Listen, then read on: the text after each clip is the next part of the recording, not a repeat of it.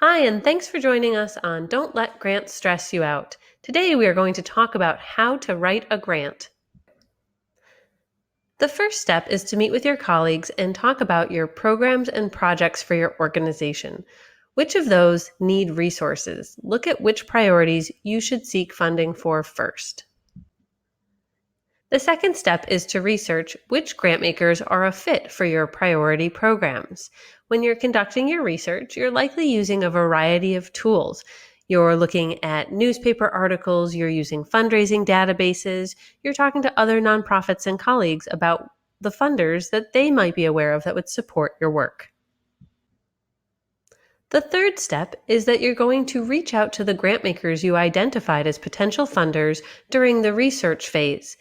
You want to talk to the grantmaker about why you think they are a potential good fit based on what you've read about them and get their input. If the grantmaker tells you that they think it might be a fit, it's time to move on to the next step.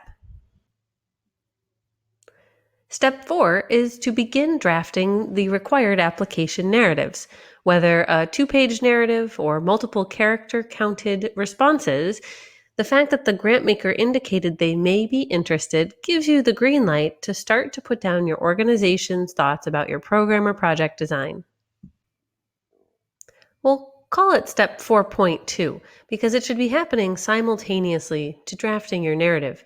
You should be working with your colleagues to draft your grant application budget and gathering the attachments that will be required by the grantmaker.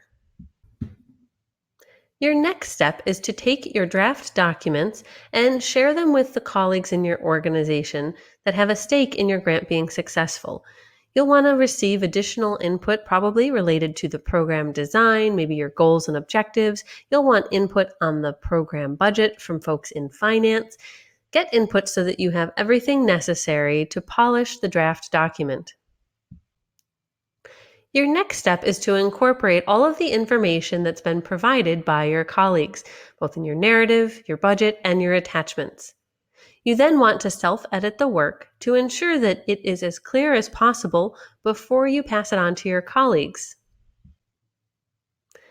You'll then want to take your documents and share them with at least one colleague in your organization who you know will provide critical feedback.